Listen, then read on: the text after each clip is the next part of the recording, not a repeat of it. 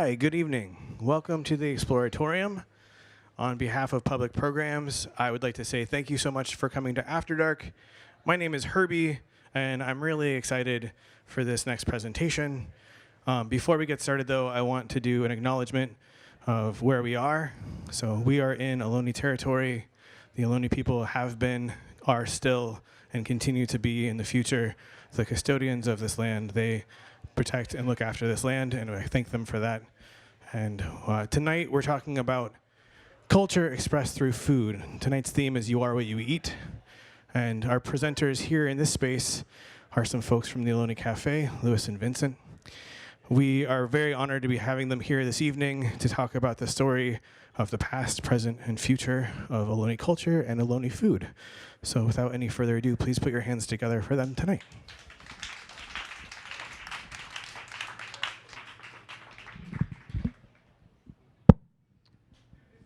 Wonderful. Horshetu hi hemmenya. So hello to you all.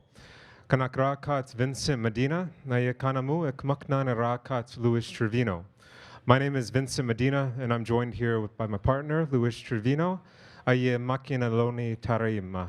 And we're Ohlone people. We're here right now in a very specific area. And I must add, though, that before the Exploratorium has ever been here, this area has long been underwater, actually. And so there wasn't a village here per se. But we know that our ancestors would dock their tule boats not far from where we're at right now. We know that not far from where we're at right now is an old Ohlone village called Sitlintak, which is where present-day Yerba Buena Gardens is at, in that area. And we know that people have been living in this area since too many generations to ever count. This area, the language of this area is the Ramaytush Ohlone language. That's the original language of this place. And today this area is still a deeply respected space. I'd like to start though by acknowledging that my family and my tribe, that we're just east of this space.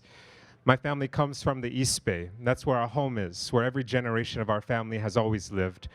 And my partner Louis, his family is from the Carmel Valley, the Rumsen Ohlone. I'm part of the Muwekma Ohlone tribe. And today we're going to be speaking about our culture, about our history, about where we're at today, but also the things that we know are going to happen in the future as well. Before we start, though, I'd also like to give a gratitude to the Exploratorium and also to Herbie here for making all of this happen, for being so respectful to us. And often we joke about Ohlones in unexpected places. And so being here at the Exploratorium as a place that I grew up going to when it was at the Palace of Fine Arts, it's definitely a very fun and powerful feeling to be here sharing our culture in this space. I'd also like to acknowledge Ellison Shiozaki, who's here, and Deirdre Green, our administrator, part of the Cafe Ohlone family as well, and Malcolm Margolin, who wrote The Ohlone Way, that started to change popular consciousness about Ohlone people here in the Bay Area. But before we start this presentation, just so you can see with your own eyes some of what we're doing at Cafe Ohlone and what contemporary Ohlone culture looks like, I'm going to start by sharing a short video that shows the cafe, and then we're going to go into this work, this presentation, and we're going to pair each one of these presentations with either a tea or a small bite. So we'll get started right now with this piece. That was part of an episode that we worked on to bring visibility to our community. It's exciting through amham to bring Ohlone foods to the public here. Every other culture is represented in their cuisine here in the Bay Area. It's important that Ohlone foods are also in that space. By having Ohlone foods here today, it makes it inarguable that we are here. There's a contemporary phrase that we have, which is makwarap hashe irek makwarap isha aye. The ground turned to stone, but the world is still alive. You know, we're in the midst of all this urbanity. We got to make sense of our world, and it is urban. The ground is stone, and no matter what, you know, you can never separate us from this place either. We're doing what we can, you know, what we have available, and so sometimes that means creating a cafe space in the back of a bookstore.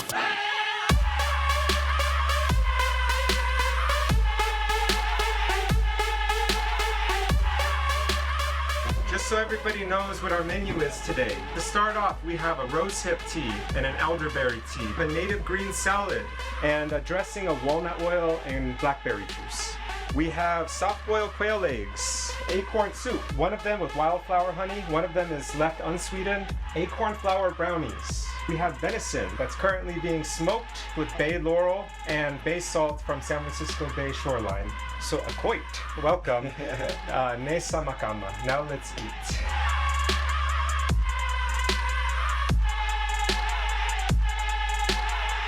Cafe Ohlone by amham is in this tucked away back patio here at University Press Bookstore.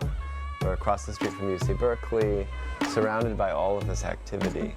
Louis and myself started amham, which in Chochenyo language it means our food. It's an organization that we started in order to return our traditional Ohlone foods to our families who haven't experienced them in at least 2 generations. This very place right here could be where our direct ancestors gathered 400 or 500 years ago. And when we're gathering these plants again, it's just getting back into that groove of how our people have always done it. This is bay laurel. In our language, we call this sokoti. In Rumsen, sokoch. So right here, this is the charishmin. In Chochenyo, charishim in Rumsen, which is the yerba buena. This is a herb that we make into a tea. It's that quintessential taste of home. When I started working there at Mission Dolores, I really did the most that I could to talk about our strength, our survival, our perseverance, and our continuity as well. Eventually, it just reached a boiling point for me where I realized, my time here on Earth can be spent reversing what the mission has done to us. And instead of just talking about those things, this work that we're doing, it's like defying gravity because we're moving against what was supposed to happen.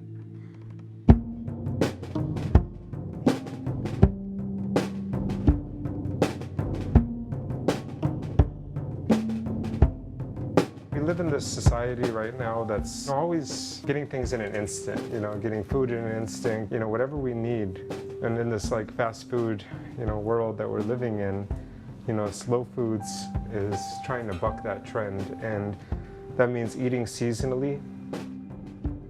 People, I don't think, understand how decadent and how rich our diet is. We always say that our food is inherently bougie, because just the ingredients on their own. This is a blackberry, yerba buena, bay laurel dipping sauce, and we will add a little bit of acorn flour to this to thicken it. This is the bay laurel we gathered yesterday. These are quail eggs, atush hexen in our language. These are going to be soft-boiled for 3 minutes, and we're going to have roasted venison backstrap that's wrapped in yerba buena. We're going to have Louis's acorn flour brownies, which are something that we made to introduce acorn to our young people.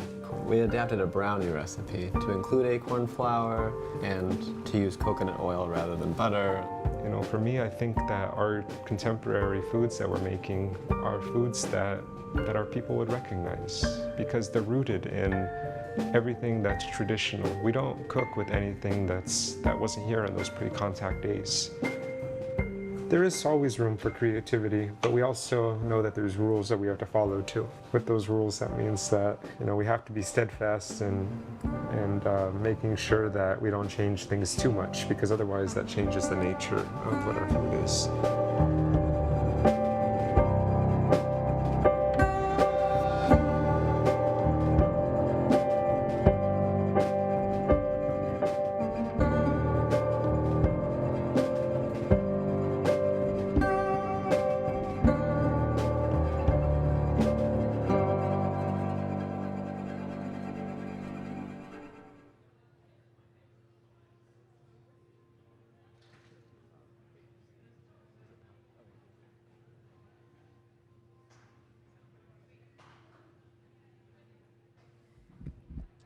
Okay, so that was a lot of fun to be part of that episode. One of the most difficult parts of it, though, was remembering that the microphone was on all the time. And often when they asked us to do one scene over and over and over again, it became difficult to remember that it was hard to complain about that with the microphone attached. But it was a lot of fun, and we're so grateful for their work on that because it was a successful piece, and we're happy we can share with you what some of our foods look like.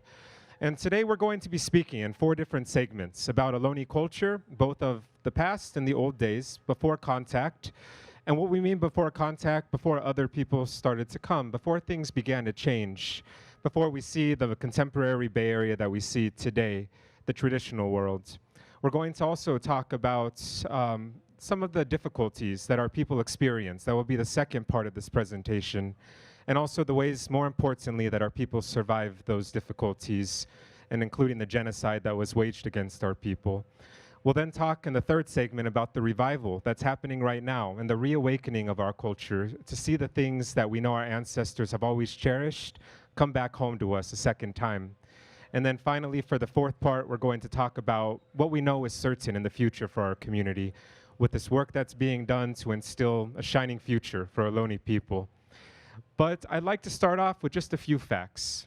The first thing is, in spite of whatever's out there, whatever you heard, the Ohlone people, we are not extinct. Ohlone people are in fact doing quite well today. There's been incredible hardships that our people have experienced in our history, but in spite of that, we're still right here.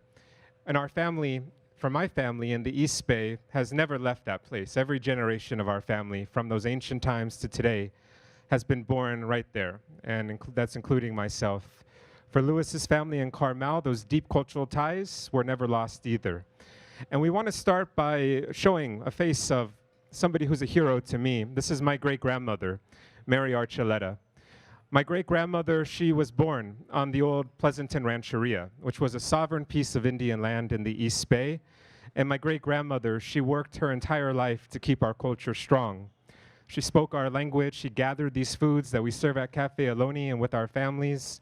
She carried on our jewelry making, worked to protect our land, our sacred sites, and she's very much a hero to me. And I want to start by acknowledging who I come from. That's Mary Archuleta. She was born on the Pleasanton Rancheria. She saw our tribe's recognition be taken from us, but she still found ways to keep everything alive. And she passed that on to all of our family, including myself. So this is a real person, a real hero in our community, and that's my great-grandmother. So we're going to start off with Uyakish. That means before. Before others came, before things started to change. These are some facts I'd like to share with you right here.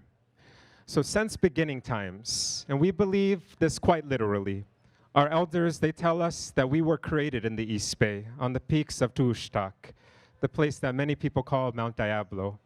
And we know that for too many generations to ever count, that our people have lived there, and they lived there well. They lived there well, and the original teachings that were taught to us is that the earth would provide everything that we've ever needed. But there was also balance that needed to be upheld as well. Our ancestors would pray for the foods before they gathered them, never taking more than they needed. They stewarded the land through controlled burns, nurturing crops that they wanted to come up, oak groves that they wanted to come up, food sources, also clearing out the dangerous overgrowth that allows these terrible fires that we're seeing today come to be. We know that since those beginning times, our people lived well in the East Bay, and for Lewis's family, in the Carmel Valley. Our people lived settled in settled villages, dotting the East Bay, dotting the San Francisco Peninsula for some other families, going all the way down to Monterey. And if you look at this map that's right here, you see a series of names. And each one of those names that's there is a modern day, or is a traditional nation, if you want to think like a small micro-state. And each one of these nations, we're all very interconnected through trade, through marriage, through being able to interact with each other in dances and celebration and ceremony. My family specifically comes from an area that I'm going to move right here called Halkin Irkin. This is where my great-great-great-great-great-grandmother was born. That's also where I was born as well as my father and all those generations before him. But to know where we come from, to be able to have that connection to place, means that we love that place more than words can ever fully describe. We know that we descend from basket weavers, fishermen, herbalists, orators, singers and doctors, religious leaders, people who build shell mounds taller than we could ever imagine along the bay shore, captains and dreamers, and much, much, much, much more. And I write these things because I want to humanize the people that we come from. Often out there, there's been dangerous misconceptions about Ohlone people, things that often still are painful for us to read even today. But we want to humanize those people, to speak about the dignity that we know that they had and that we still see in our elders even today and in our family today as well. So right here are some of the earliest images of Makmuekma, our people. And if you look to the left right there, you're going to see Ohlone people on a tule boat. This was painted in the early 1800s, in 1815. The tule boat, which we call a wale, is the traditional transportation from the East Bay over to the peninsula. And I'll tell you, today when we're on the Bay Bridge I often think, and I know for a fact, it would be a lot faster on a tule boat than getting stuck in that traffic. And the reason why are these tule boats, they glided on the bay like a feather. The Spanish, when they first came here in the late 1700s, they remarked on how well built these boats were, how beautiful they were, and how they would outsail all of the Spanish ships when they caught the wind. You see things that we still recognize in our community even today. Like in the back of that tule boat, which is right there in San Francisco Bay, you see the Marin headlands in the back. The back of that tule boat, you see basketry, beautiful Ohlone basketry. That's one of our finest forms of art.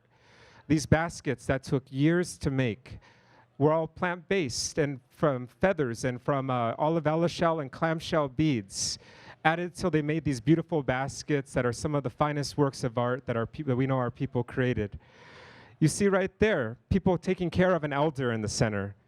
That's something that we still recognize, that love that we have and that caring that we have for our elders, making sure that we always protect them. And I also got to add too, from a traditional diet, you see how like well-built these people are on the boat as well. And that all comes from eating those traditional foods. Venison and salmon, eating the berries that come up during summertime, having acorn soup, this protein-filled food, hazelnuts, having all of these foods that we know that our ancestors, that they nourished them, and that our people would pray over to gather as well. To the other side of this, you see images of our people in full regalia. That's what we call what people wear during dance time, during ceremony time. And these images that you see here, the crow feather skirts, the top knots that you see in their head, the orange headband, that's called a flicker feather headband, the body paints that you see, these things are still practiced by our community even today. When Ohlone people or other California Indian people will go to dance, you'll see people wearing things that are exactly like this. And over 240 years later, we're still seeing these exact same traditions be carried on. Did you want to share anything? Okay. So we're going to stop this right now and start serving our first tea, which is going to be Mamakwa Tawasi, which is a rosehip tea, our initial tea for this evening. And something that we want to share with you is each one of these teas that we're going to gather this evening, or excuse me, that we're going to serve this evening, are teas that are gathered in the East Bay. When we gather these foods, we gather them from those same areas that we know our ancestors have always gathered these teas from. We gather them with gratitude and with prayer. And Allison, who's back here, is our gatherer-in-chief, so she's often gathering our teas for Cafe Ohlone. This tea that you're going to drink, it's a tea that traditionally is used as a face wash also.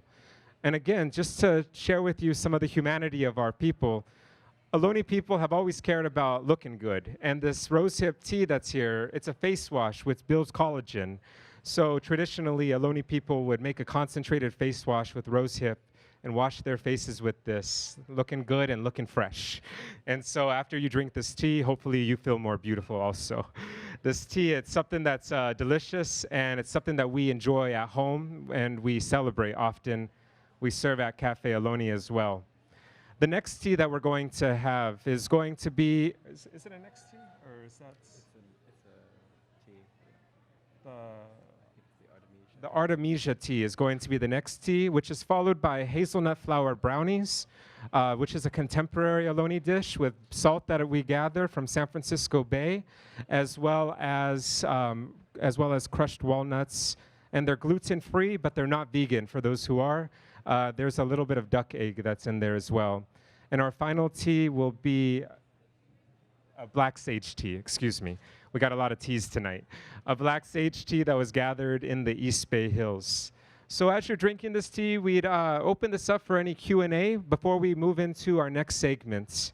Hi, I was wondering about the continuity of this traditions. It sounds very labor intensive, and I'm wondering about the challenges of convincing generation after generation to continue to invest in the culture as opposed to not spending the time to connect with it. I'm just wondering if that's been a challenge over time.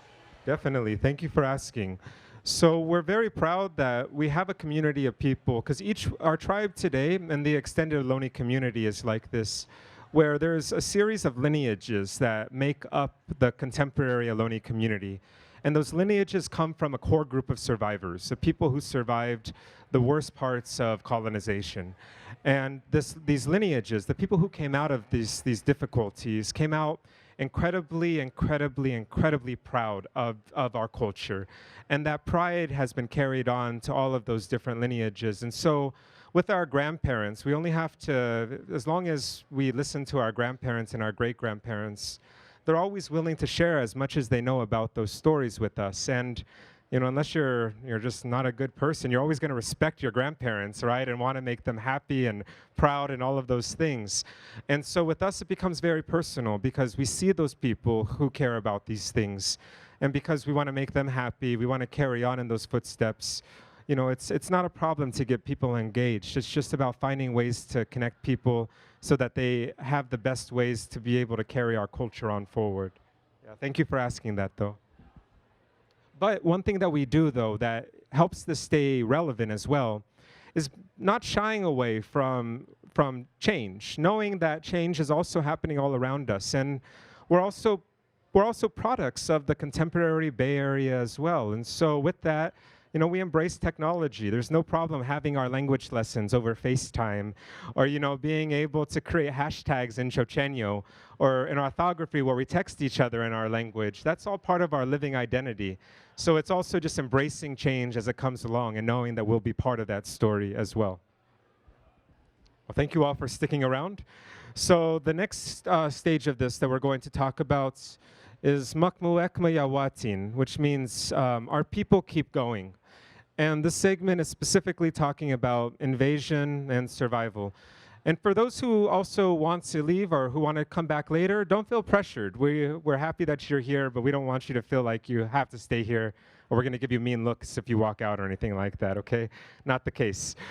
But this portion that we're in right now, this portion is going to be focused on ways that our community has survived many difficulties that we've experienced. And we also want to applaud all of you for coming to this really fun event and taking the time to learn about some of these challenges in the past. But what we say is that knowing these things creates healing for all of us, everybody who lives in the Bay Area, but especially for Ohlone people. For so long, the horrors and the sadness that our people experienced was often entirely ignored or just written off altogether.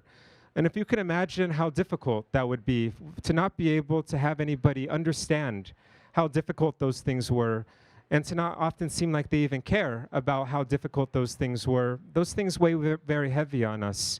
So we thank you all for staying for this part, and this part might be a little bit difficult for some people, and I just want to give you an advisory of that. But even though it's difficult, it's important that we talk about this. So the image I shared with you earlier was an image that was painted by a man named Louis Choris, who was a French artist who sailed around and drew portraits of indigenous people all around the world. And the image previously to this was showing people in that pre-contact world, before they were affected by the missions, by colonization. But this image right here was painted by the same person, and it shows a very different stage, just a few years after those initial images were taken, were painted. And right here, it's Ianukne ya sota wukma, when the others came. And right here, you see an image that's not far from here. It's at the Presidio in San Francisco today. And you see our people being treated under very different circumstances. Right here, you see the Presidio building where the Officers Club is at. There's a fancy restaurant there. It's called Arguello today. There's like it's a big museum that's there. And right here, you see the Spanish soldiers that are there with their lances, their swords. Right here, you see Ohlone people under very different circumstances being forced to work against their will. There's the Marin Headlands right there where the Golden Gate Bridge is at today, a ship sailing out of it. And this began the very first wave of invasion and genocide here in our homeland, here in the Bay Area. And we have endured and survived many, many, many hardships in our history. And I'm just going to walk you through many of these as soon as colonization came. But just very first, I got to add that colonization here in the Bay Area, it's not that far away. Like my great-grandmother's great-grandfather was born in a pre-contact village, meaning that he wasn't impacted by colonization. However, when it came here, and this was just over 200 years ago, it came very, very, very quickly, like a rapid succession of one thing after another. And it started in the late 1700s. Here in the Bay Area, it started in 1776. The Spanish government, they attempted to missionize our ancestors. So what that meant was they came here into the Bay Area and they forced people into these very deadly places called the California missions. Did any of you grow up in California? Okay, did any of you have to do that mission project when you were a kid? Some of you? Okay, I had to do that also, Lewis too, and it sucked. It was terrible to have to do that. And I remember when I had to do that, I was told things that were completely unfair. I was told when the Spanish came to California, the friendly, faithful, peaceful Indians were so happy that they arrived. They were so happy that the Spanish brought them food and culture and civilization. And as a fourth grader, I remember hearing that and just thinking like, what the heck is this lady talking about? And I knew it wasn't true because what I saw at home was my family not really like the mission system, but they still went there because they knew that their ancestors were there and they would go there to pray for them. But our family never went to the missions just for fun. You know, it wasn't a place that people went just to go sightseeing or something like that. But the truth is, when the Spanish came here, they attempted to force our people into those places because they were attempting to suppress everything that was indigenous to the Bay Area.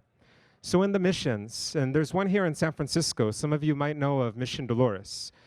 And that's where mine and Lewis's ancestors directly also were at. Our sixth great-grandparents were there at Mission Dolores. And at Mission Dolores, the Spanish, they attempted to suppress our language, our stories. They would whip people if they spoke their language. They would forbid people from going out and gathering their traditional foods. They forbade people from practicing our traditional religion. People were forced to practice Catholicism. And in that place, people suffered greatly. They couldn't go back home. If they tried to go back home, the Spanish would send the military out for them, forcing them back into the missions where they would be severely punished. In the missions, the Spanish, they attempted to take away people's names. And I used to work at Mission Dolores in San Francisco. I worked there for 7 years, where I was trying to change that narrative to focus on our strength, our survival.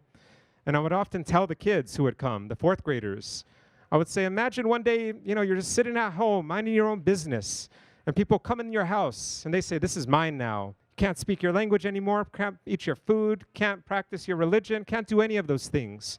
Got to do it all my way. I asked them what they would do. They would say, fight back. And I say, that's what any normal person would do. For Ohlone people, our ancestors launched a fierce resistance here in the Bay Area, fighting back against the Spanish trying to take our culture away from us. So people weren't just accepting these things. But the Spanish had much stronger weapons than our people did. Our people had bows and arrows and obsidian blades. The Spanish had cannons and guns and these metal swords. And during that time, our people couldn't be able to defend ourselves in the same way against them. However, we know that when the Spanish came, change happened very quickly. However, they weren't here for that long. We're talking from like the 1770s up until just 1821. And after they came, and after they were here, a different flag was raised over California. Some of you might know that California for a brief time was part of Mexico. However, it wasn't the Mexico that we think of today. It was very much an extension of the Spanish Empire, just an independent one. And during that time, our people who became very forced into the missions became very much accustomed, for better or worse, to not happy there. But they were in the missions, and during that time, the Mexican government told our people that our people had to leave those places. It wasn't suddenly because they cared about our people, but it was because they were trying to sell off all of the resources of the mission churches, because the government was bankrupt at that time. So they were trying to sell the silver, the gold, the cattle, the crops, in order to have more resources after this long war. During that time, they told our people to leave the missions, and our people try to find ways to make do. They try to go back to where those old villages were, but during that time, they were on very private landholders' properties, and they didn't want Indian people around them. So during that time, our people didn't have many places to go. Our ancestors had to find a way to make do, and they did. So they hid out in these canyons over in Sonol, which is in the mountains just about 40 miles south of Berkeley. And in Sonol, our traditional culture began to thrive again when it was safe. Our language became spoken again. It became stronger. The traditional political structure of having a male and a female leader was reinstated. The traditional religion was reestablished back there, was strengthened back there. It never went away. And even our people went out and reconverted people from the Catholic ways back into our traditional religion. And during that time, our people were allowed to live together as a community. However, things became much difficult again after Americans came in. And that's the current period that we're in right now. So in the 1840s, some of you might have heard of the gold rush before. It's very prominent all here around San Francisco. However, for us, the gold rush was a nightmare for California Indian people. During this time, when Americans first came in, there were decrees that were placed where it became legal to kill Ohlone people and all other Indian people in California. The very first governor of California, some of you might know this name, but most of you, I'm guessing, don't, because it's not out there. His name is Peter Burnett. And Peter Burnett said in his first address to the state government that it's inevitable, but there has to be a war of extermination against the California Indian race until the race becomes extinct. So during that time, bounties were placed on the heads of our ancestors, and it became physically unsafe to be indigenous. Our ancestors had to find ways to make do, and they did. They continued to live on the Sonol Rancheria. That's where my great-grandmother was born, about 2 miles north of there when it moved to Pleasanton. And on that rancheria, our family then, for a very brief time, was able to negotiate federal recognition, meaning that they were seen as being a sovereign people, a sovereign nation within the United States, like a nation within a nation. And our family was able to get that recognition. However, in 1925, there was a man named Alfred Kroeber at UC Berkeley, and he visited our people, and none of our people could remember a time before colonization at that point. This is in the 1920s. And so, instead of Alfred Kroeber acknowledging that, he said that the Ohlones, for all practical purposes, are extinct.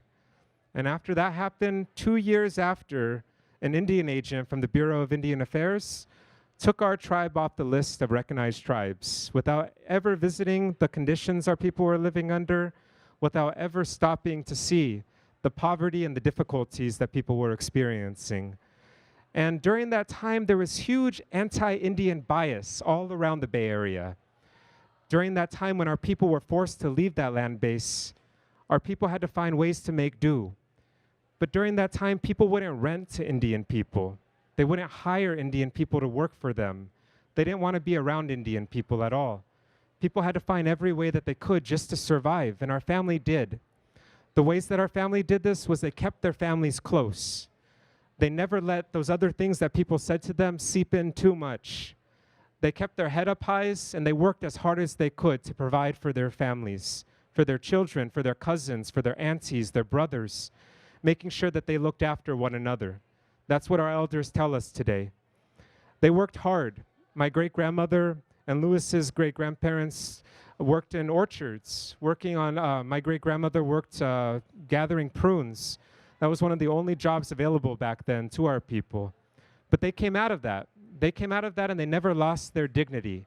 And it's important to know that during this time, these traditions, in spite of being suppressed for so long, they still continued on. Do you want to talk about your grandmother, about putting them away and then them coming back out? So for my family, from the Carmel Valley, when the missions were over, my family moved north from Mission Carmel to around the place where the mouth of the Salinas River is. I have family born there who are still remembered by living elders. Those people went north to Mission Santa Cruz and then further north to Mission San Jose, where we probably stayed with Vince's family in Alisal. And then our family moved south to Mission San Gabriel. And our family today tells us that they were just trying to find ways to stay together and ways to survive. They were making these large moves during this very dangerous time that Vince was describing. And the way that they survived was by keeping things close and keeping one another close. There's an elder in my family, Gloria Castro. She's in her upper 80s and she remembers hearing our language as a young girl. She remembers all of these things. And they treated each other with such care, she says, that they only talked to each other with care. She was called horrible things as a child by the people around them, and that happened to all of our family. And yet her grandfather always called her a princess. They always lifted each other up, and that was how they made it through those difficult times. But our language stopped being spoken during that time, and our food stopped being eaten in the same way. And my grandmother says that what my family did was to put these things away so that we can keep ourselves safe. But by putting those things away, we also kept those things safe. We didn't throw them away. We put them away and we kept them. And now what we're experiencing now, and what we'll talk about in a little bit, is bringing those things back out to celebrate them. Thank you. So these are some of those difficulties, and I know that this is a sad place to leave this portion, but we're going to talk about more hopeful things that are going to come out of this, that have come out of this. But even though these facts can be very sad and can be very difficult to hear, and for me and Louis personally, they can even be difficult to talk about. We know that these things have to be talked about in order for true healing to happen and for us to be able to move on. We need to address those horrors that happened, the sadness that happened, that was unfair, that was unjust, that our people never should have experienced, that came from greed and colonization. However, we know in spite of that, our people have survived. But we also want to acknowledge that many people didn't as well. This affected so many people that at a time in our communities, there was just a core group of survivors that today make up the contemporary Ohlone community today. But at a time in our communities, they were just down to 150 people at one point. We're talking coming from thousands and thousands of people, 25,000 people. At one point, the entire Ohlone community was about 870 people that were alive. And so to go from those numbers to the drop, that's evidence of how hard the genocide and these practices affected our community as well. But again, important to know that people did survive this, but we also want to acknowledge those who didn't as well. I'd like to open this up now for any more questions and or Q&As, and then our next tea is going to be an Artemisia tea that I'll talk about in just a moment.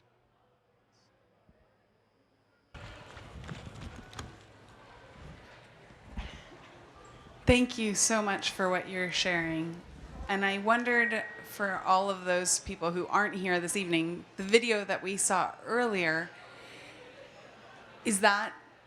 are we able to find that video online? And are there any other pieces that you've created that are educational that we could share with others?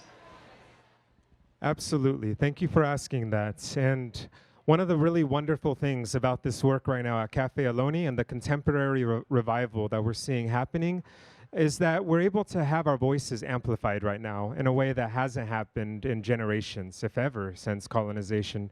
And so it makes us feel proud to see new media coming out that reflects our community. But this is available online. And if you just Google a show called Tending Nature, and then just add Ohlone to it, it will come right up. And there's also other resources that are there. And we'll give you our administrator's email, and we're happy to share those with you as well. Her email, do you mind if I share that, Dee? Okay.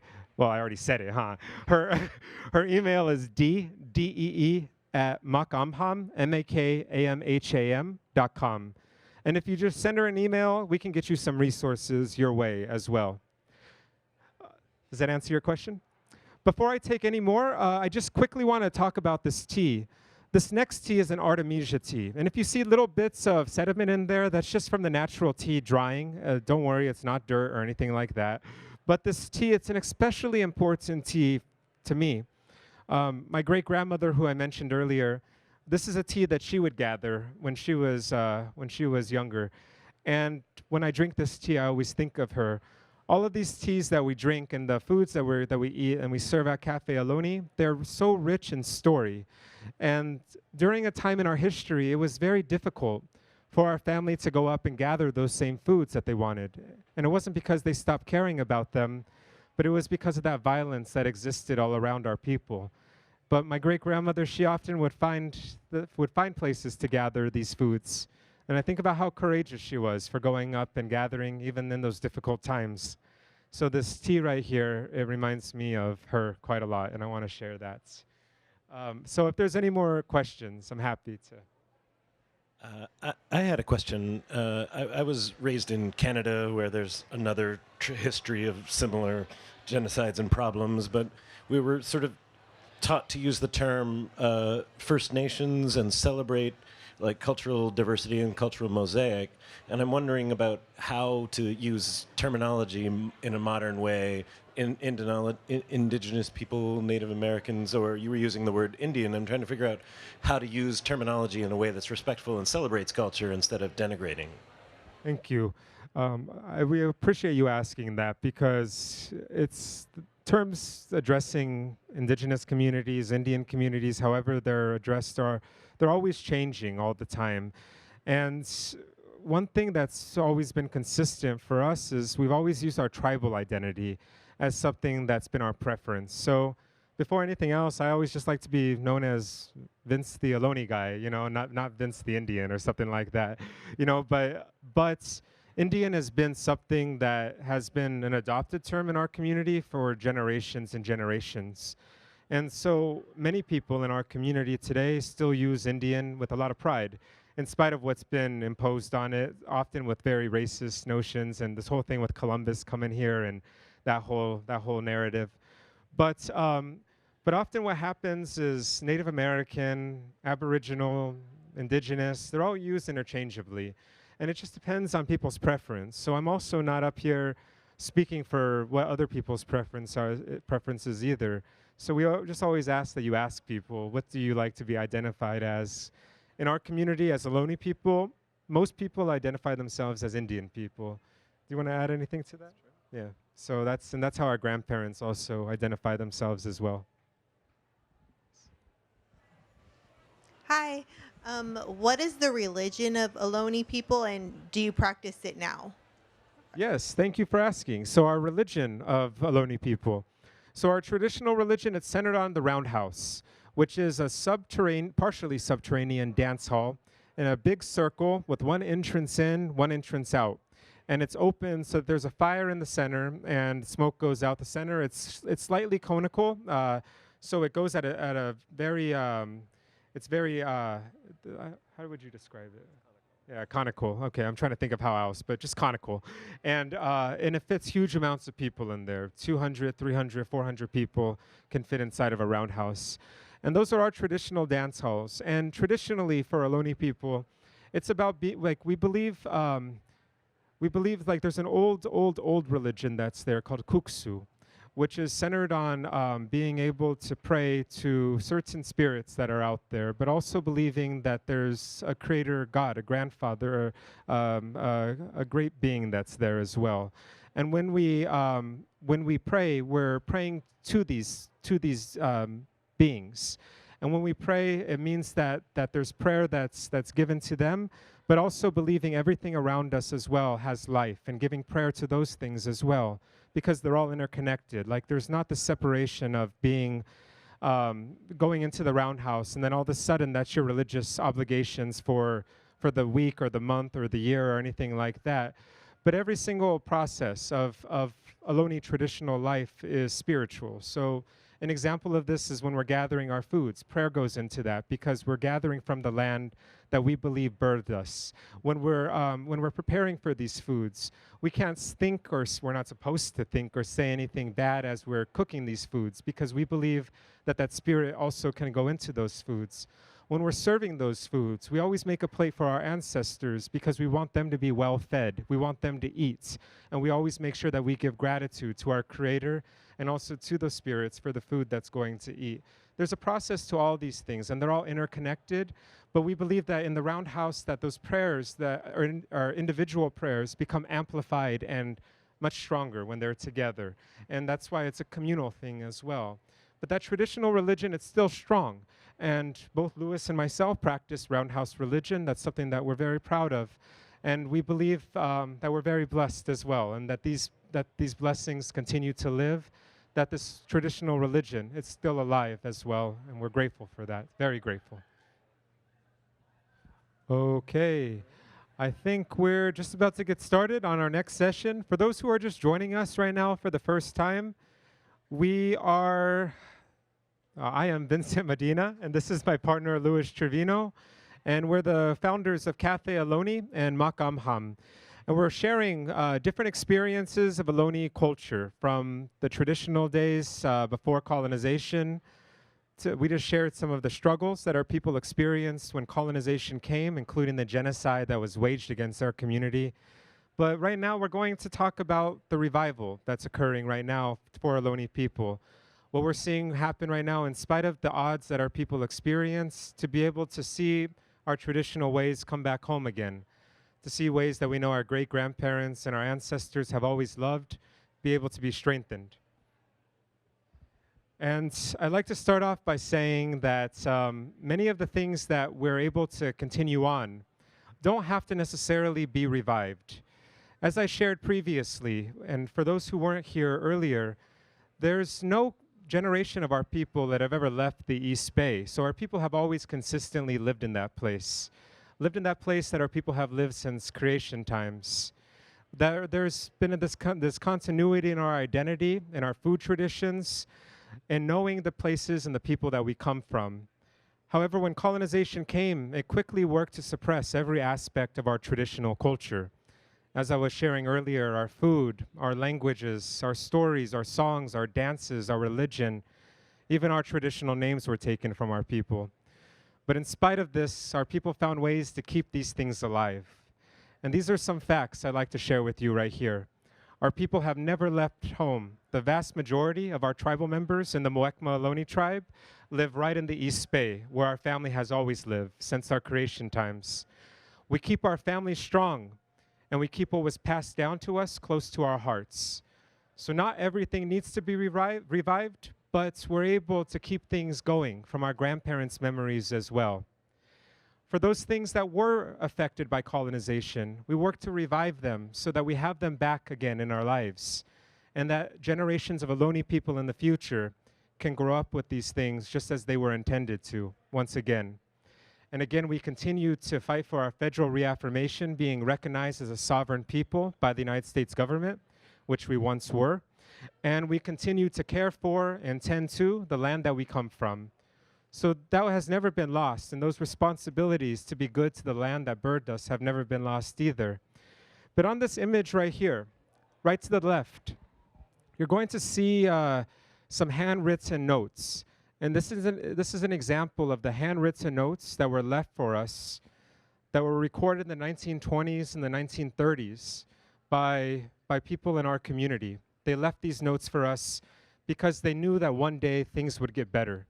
And as I shared previously about those struggles that we experienced, that our ancestors experienced, they knew that those things wouldn't last forever. They knew that one day things would change and that there would still be Ohlone people that are here today, and that we would need to heal the things that have happened, that damage that's been done, to see our traditional ways come back in the world a second time.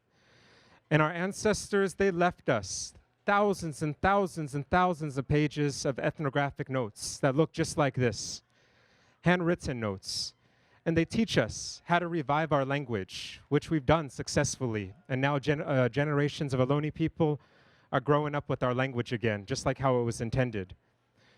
They teach us where to find our foods so that we could be able to have access to those traditional foods again, how to pray over them, how to gather them in the right way so you're not disturbing the plant, so it can be able to replenish itself and revive the next year. They teach us the recipes of the foods that they remembered, about how much they love these foods, and they teach us with their own words about how to make these foods again.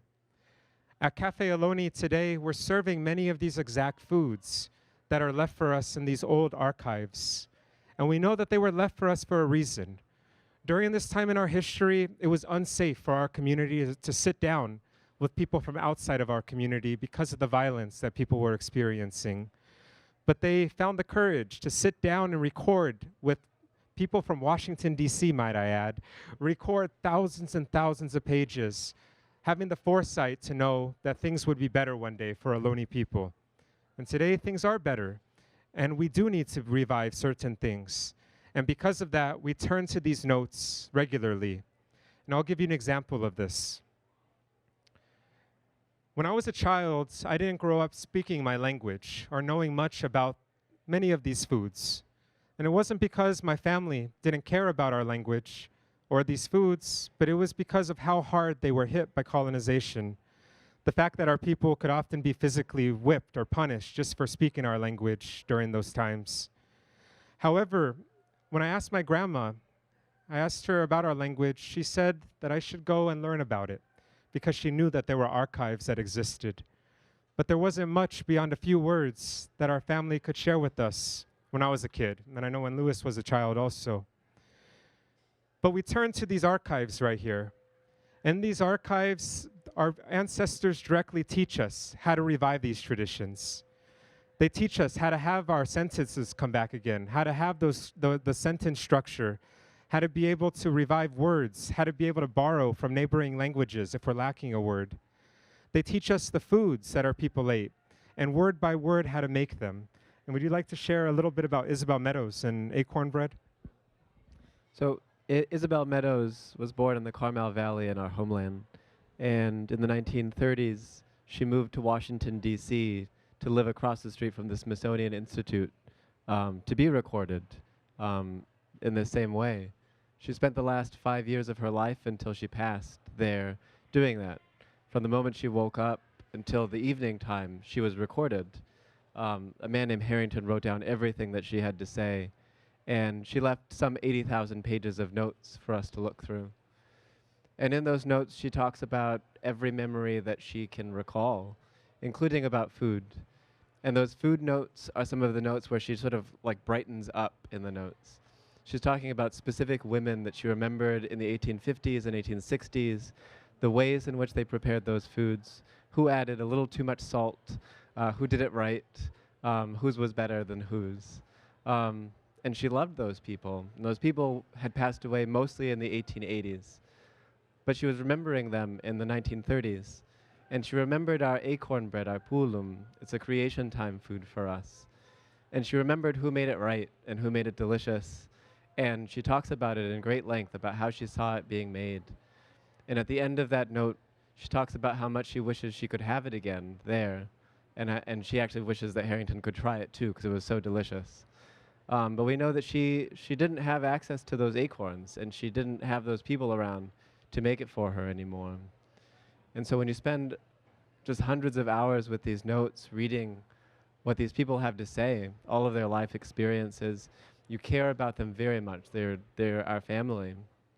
And oftentimes they're talking about our direct family in these notes.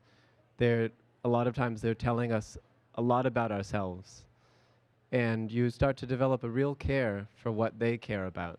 And you want to make the things strong that they wanted to see strong one day. So when she describes this desire for that acorn bread, like your impulse, if she was in the room, would be to make it for her and feed her. And that was the impulse that we sort of kept having when we went through these food notes. And what we realized that we can do is to prepare those foods today and feed our families those food, to feed our elders who are living, who remember hearing about some of these things, and to make sure that our young people today know these things, that they can taste them, and so that they can stay with our families in the future too. This is what the people who were recorded, this is what they wanted. Thank you. And it's important also just to understand that Ohlone people, because I know many people don't have exposure to Ohlones or who we are, what we look like, what our contemporary culture looks like as well. But Ohlone people, like I said, we've never left. And so it means that the Bay Area, the contemporary Bay Area, has grown up around us. So we're also products of this urban place as well. And with this revival that we're seeing happen right now is to a certain degree, will embrace change as a part of this revival, meaning technology, meaning not shying away from being able to see our people have language lessons over FaceTime, or being able to see Chochenyo hashtags come out, or being able to see an orthography that we can all text in. These are ways that we're also trying to stay with technology so that we can also keep our culture moving into the 21st century as well. And one of the challenges that's out there, that's in popular consciousness, is people will often lock us into one time period. It was like there's the Ohlones before the Spanish came here in the Bay Area, and then it almost seems like we just disappeared. But our people have been here for every other generation of that, every other era as well. And we also are fully part of this modern time that we're in as well, too. And I'd like to share with you some of the people from our community that keep these cultural traditions strong. Right here, this is an image of my Aunt Dottie. She's in her 80s. She's one of the matriarchs of our community. And my Aunt Dottie, she's somebody right there. She's holding up the way that our people hold scarves traditionally during certain times that are customary for us. And she remembers hearing our language spoken when she was a young girl. She remembers going up in the hills and gathering the foods that we serve today at Cafe Ohlone. She'll often give us tips on how to serve them the best way. Like when we have our rosehip tea, like we had previously, she tells us to serve it iced, which is the most delicious, which it really is. She teaches us about our old value system, reminds us to always be proud of who we come from, never be afraid to identify ourselves as being Ohlone, just like how our great-grandparents tell us. And Aunt Dottie, she's there. She's one of these faces of the people that interacted with those old-timers that help us link together those generations so that what we're reviving right now, that it's centered on what's specific to us. We often will ask our elders to go out with us and go gathering with us. And right here is Luis and an elder in our community, Gloria Castro. And do you want to talk about Gloria and some of the good things that she's doing with language? So Gloria is my great-grandpa's first cousin. She's in her upper 80s. And as a young girl, she remembers her grandparents using our language, making these foods. She would go out and gather some of these teas and preparing some of these foods with them. She remembers the Yerba Buena, that's where we were gathering this day. She remembers going out as a small girl and doing that with her grandparents. And she talks about those times and connects them to those times before as these times where the world that we were given in our valley, in Carmel Valley, it had everything that we needed. And all we had to do was know how to live with it, to live in a reciprocal way, in a way that was grateful, in a way that made sure that the bounty that our home has was maintained. She teaches us about those things. So Gloria remembers also when our language stopped being spoken in our family. She remembers that when her grandfather passed, her mother never used it again. She remembers not having those foods anymore and not going to see extended family who would always get together to do these things. And she never stopped remembering those things, though, and never stopped caring about those things. She, in the 1990s, went to UC Berkeley in 1996 to look through language archives because she wanted to find the language that her grandparents were using. And she did. Our language notes are there, and they're also in the Smithsonian. And she's a part of this effort. When we go through those notes, she recognizes things. She recognizes sounds. She can confirm when we speak that we sound like her grandfather, and she begins to hear his voice again in her ear. And she's just a major force leading all of this, making sure that our values are centered on those people from before, to make sure that those people who went through so much harm, that we can help them too, and to make sure that these things continue. So we know that this revival, it's been immensely successful for our community because we're seeing these things come back home, and we're seeing them only get stronger and stronger and stronger right now. And our next part of this is going to be Makushishtak Ewisin, which means our hopeful future. But the next bite that we're going to have is a contemporary Ohlone food, and I'll introduce this to you. These are sherak brownie, which is a hazelnut flour brownie. We don't have brownie, obviously, in our Chochenyo language. It's not a native word, but an adopted word is rauni, which, because we don't have a B sound, and we elongate the vowel sound, and that's approved by our family.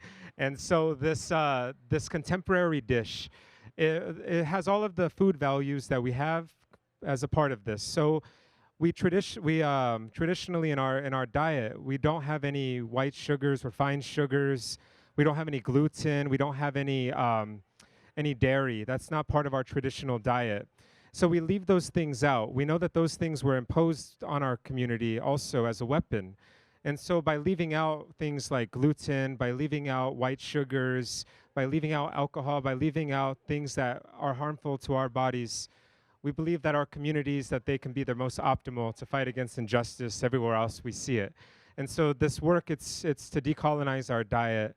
And these brownies that are here, they're made with the California native hazelnut flour, which we call sherak. And also it's made with duck eggs, so they're not vegan. If you are vegan, sorry, I should have told you that first. If you're not vegan, please help yourself to them. But there's also crystallized salt that our tribe gathers from the East Bay shoreline, and some chopped walnuts that are in there as well. This is a contemporary Ohlone dish, and we hope you enjoy it. And we also can open this up to any questions that are here right now. And again, if anybody's ever had a question for an Ohlone person, please, this is your time. Just please, nothing too outlandish, but we're happy to answer any lingering questions that have been out there. Hi, first I want to know what is the cafe. Sorry, I'm rather late. And also, what kind of food can we expect? Like, I mean, dinner, lunch, or breakfast, etc.?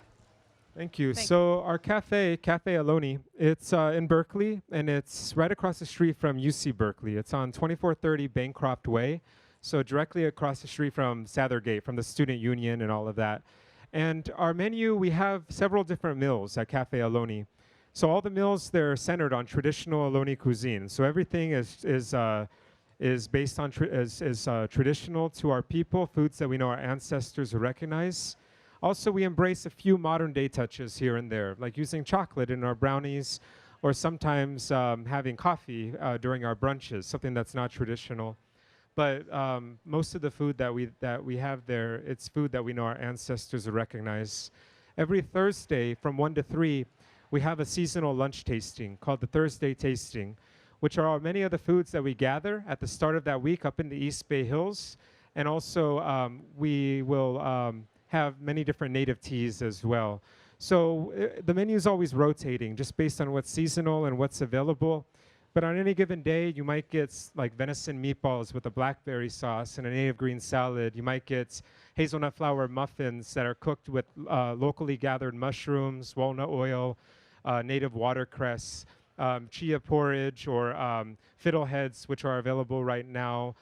Indian potatoes or grilled Indian onions, flash fried in walnut oil.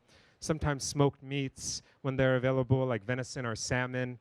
Those things, it's always delicious, and we're always very happy. It's always hard not to stop eating it before it gets to the customers. But the other thing, we have a few other meals there as well. Every other Saturday, we have a formal dinner called mur, which means nighttime in Chochenyo. And it's a very elegant dinner. There are ticketed seats, and you can find out more about it at cafeohlone.com. And we bring in some of our hardest and most traditional foods, like the acorn bread that Louis was describing, bay laurel nut truffles that we make in a mortar with salt that we gather from the bay, hearty stews that take hours to cook, smoked meats, very decadent desserts that are all with traditional ingredients.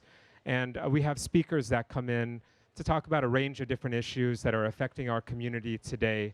So political leaders, basketry weavers, people who are working on food sovereignty movements, all kinds of like a huge array of people. So others hear more than just our voices, but know that we're part of a community doing work for a similar goal.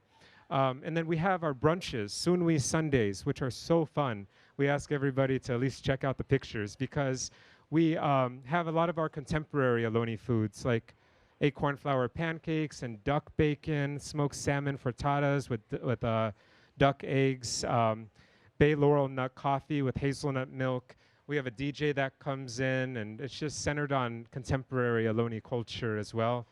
And then every Tuesday at 5:30, we have an event called Tawasi Tuesday, which is our tea hour. And we bring in 4 different native teas. A DJ comes down, we play games, tell stories, and have some small bites. And it's just a way for people to experience our culture, but also the cafe as well. And that's all available at cafeohlone.com. Yes, you're welcome. Any other questions? Oh, right there. Excuse me. I was wondering how many Ohlone people are left in the Bay Area, and are they only in the Bay Area, or are they scattered throughout? Yeah. So good question. So altogether in the entire Ohlone community, there's about 5,000 Ohlone people today. So not a lot of people, but definitely increased since those days where the genocide hit us the hardest. And we are certain that the numbers will only rise in the future. Most Ohlone people from my community, from the Muwekma Ohlone tribes, live in the Bay Area. So there's about 1,500 Ohlone people that are 1,000 to 1,500 that are right here in the Bay Area right now. But if you go further down south in the Monterey area that Louis is from, there are Ohlone people down there. There's Ohlone people in the Gilroy area. There's Ohlone people that go all the way down to Los Angeles. So there's a bit of a diaspora, just depending on whatever community you're talking about. Because Ohlone people were also, to make it a little bit more confusing, we're not just one people, but a series of interconnected tribes of people that have similar cultural traditions. So my tribe and Louis's community are actually different, but we're both Ohlone people, just from different specific communities. But my community, about 1,500 people throughout the Bay Area today. Yeah. And most of us today also are living along San Lorenzo and San Leandro Creeks, which is just in the East Bay, and that's where the area where all of our ancestors have always lived as well. Yeah. Sure. Anything else? Well, thank you. We're going to start in just a moment. What time are we on? 7:23. Okay. So we're going to start our next part of this. Oh, excuse me. Okay. Our next part of this talk, which is Makushishtak Ewisin, which means our hopeful future. It literally means our future will be shining. And in spite of those challenges that our people have experienced, like I shared, our people have found these really ingenious ways of surviving and staying put, not leaving home, being able to keep on whatever has been, they've able to be carried on, and also revive the things that have been taken from us. And right here to the left, there's a very respected and beloved elder in our community, one of Lewis's relatives, actually. And her name is Lydia Bajorquez. And Lydia is somebody who inspires us quite a lot. And this was a snapshot at a meal that we had at Cafe Ohlone recently, where we looked and we just saw her smiling the whole time. We saw her smiling at everything that was being shared, all of the foods that were being served. And right behind her is her grandson. And he's looking above, and you could tell he's looking in curiosity. But we look at that and we see a look of pride. And that reminds us of when our people have always wanted to have our culture back. Whenever given the time and the space to have these traditions come back home, our people have always gone and done just that, strengthening our culture and carrying on whatever we could. And now we're living in different times. However, we can't be naive and think that colonization is over either, because it's not. We're just in a different stage of it. The fact that our tribe isn't still federally recognized by the government, the fact that we have little protections over our burial sites, our cemeteries, the fact that our shell mounds are always constantly under threat of desecration, the fact that we have to work twice as hard to revive things that should have just been carried on naturally. These things are colonization in action.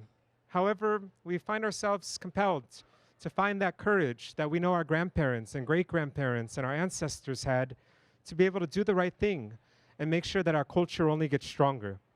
And the way that we see our culture, Lewis and myself and others in our family, is we see ourselves as just being part of a link, a chain. On one side of this, that's our ancestors, and it goes too far and too long to ever see the end of it. And on the other side, that's the next generation, the future generations that are yet to come. And it's the same thing. You can't see the end of it either. It just keeps going and going and going. And if you could imagine that, and just imagine us right now in our current place in the 21st century, in 2019, as Ohlone people, we can either make that link stronger or weaker. And we only want to make these things stronger. That's our life's work. And so we want to be able to recognize all those sacrifices of those people before us and make them proud to make sure that these ways live forever. And we know that the next generation of Ohlone people are going to grow up so empowered. They already are, just like how our elders, what they left for us. Our languages have been successfully revived. So our languages, both the Chochenyo language of my family and the Rumsen language of Lewis's family, they were dormant, asleep for two generations. And when they were dormant, nobody was speaking our languages. They weren't being passed on. And that wasn't, again, because our people didn't care, but it was because of how hard that suppression hit. However, our languages in the early 2000s, in 2003, and around there, 2003 to 2010, there was a revival stage where our languages began to be revived. And now, Ohlone children are growing up with our languages yet again, just like how it was intended. Ohlone children are being named with traditional names again for the first time in quite a few generations. Our traditional stories, which are also religious texts for us, many of them, which were suppressed during the mission times, forbidden during the gold rush, they're being told again to young people, and they're growing up with those stories again. Our religion, our roundhouse religion that was banned, might I add, until 1978, is now revived, and our religion is only becoming stronger every year. So new generations of Ohlone people are growing up empowered with our language, our religion, and also, might I add, our foods as well. Our foods at Cafe Ohlone is just one place you can witness this, but in Ohlone households, we're seeing quail eggs become more common than chicken eggs these days. We're seeing people crave acorn soup, one of those traditional power foods again. We're seeing people begin to have these traditional foods commonplace again back in our homes. And we can only imagine that if this becomes sustained for another generation, how far this is going to go. We know that our ancestors, they left us with undeniable strength.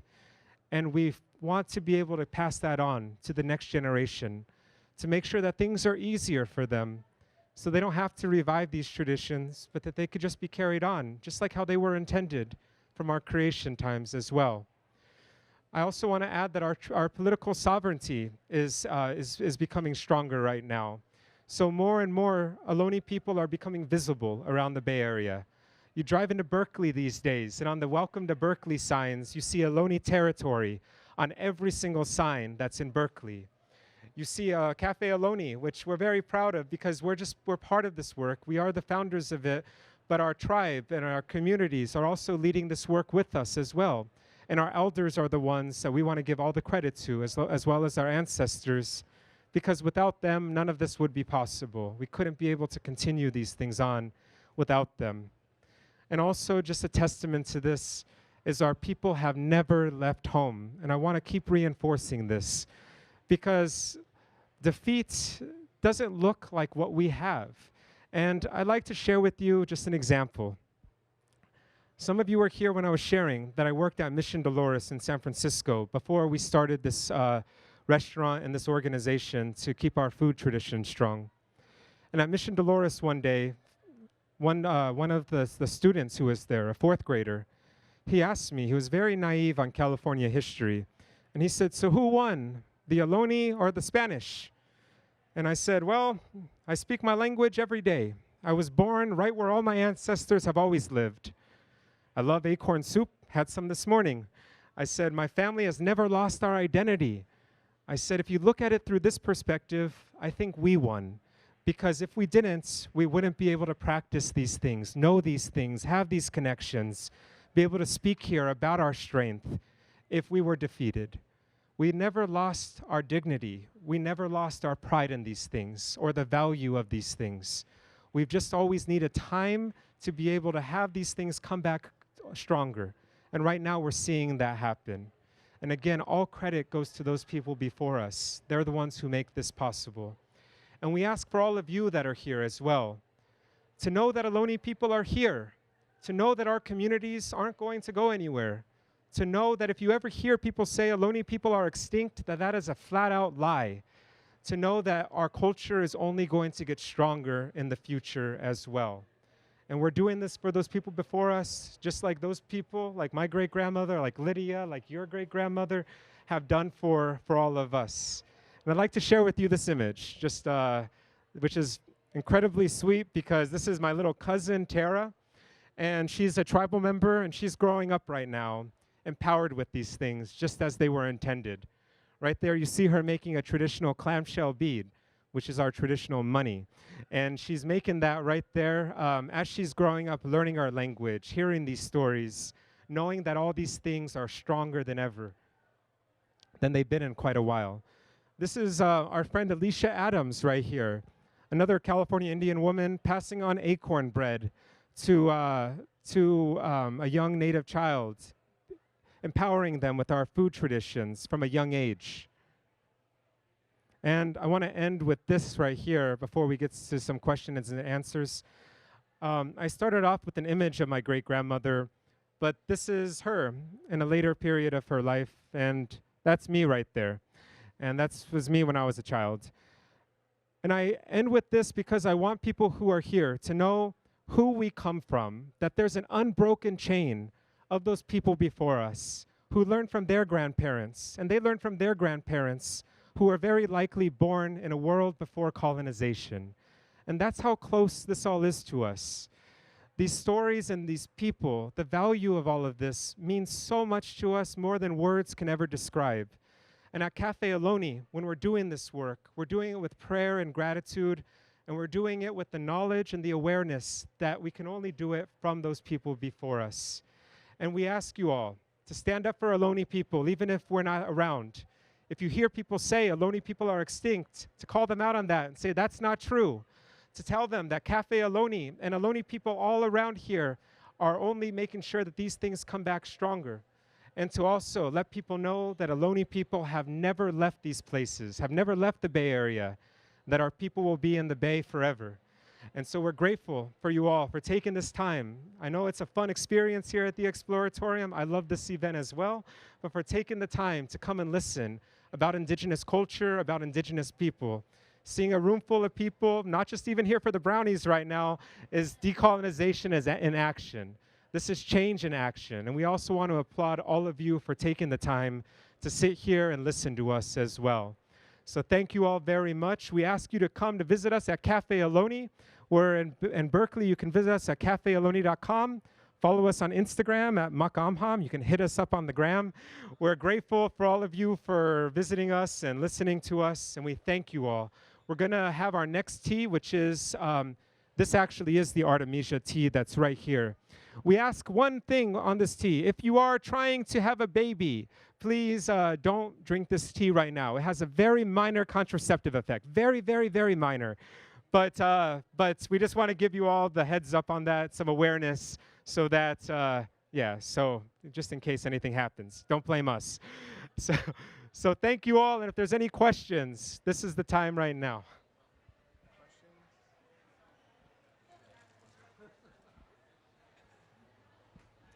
Hi. I have a question about the language. You mentioned that you speak different Ohlone language. Can you understand each other? How closely related is the language among the different tribes? Well, let's try. Why don't you tell if you could understand if they sound alike? You want to say?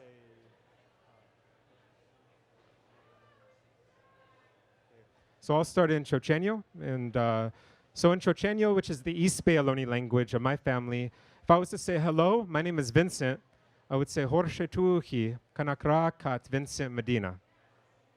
And in Carmel, we would say Mi Shichtu Karakt Lewis. Can you hear a little bit? If you repeat it again, I will be. Yep. Mi Shichtu Karakt Lewis.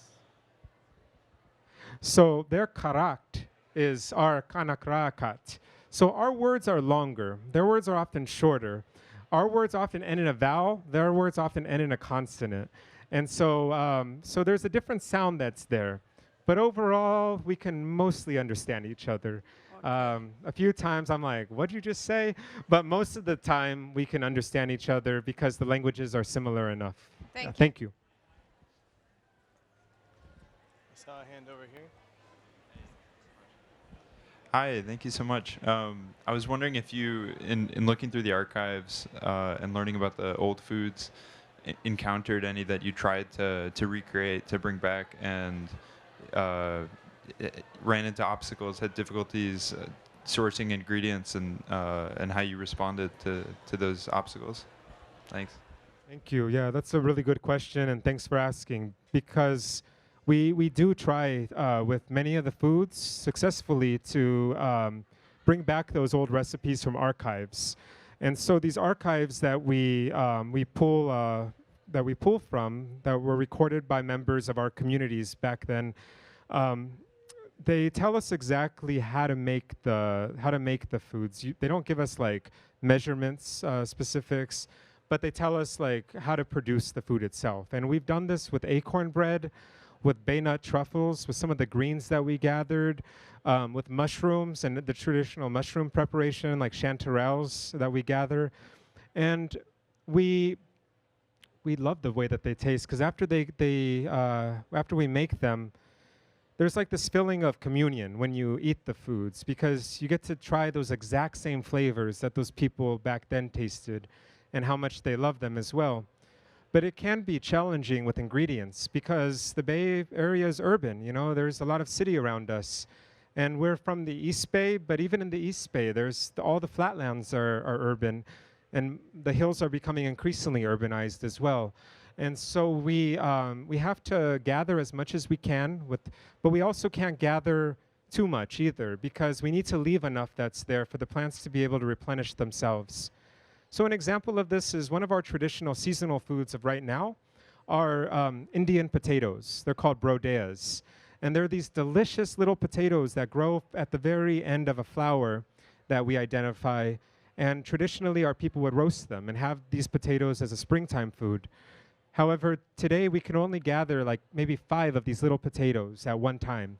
And even if we see a large grove of the brodeas, we can't gather more than that, because then the plants won't be able to come back up again the next season, you know, and they have a right to live too.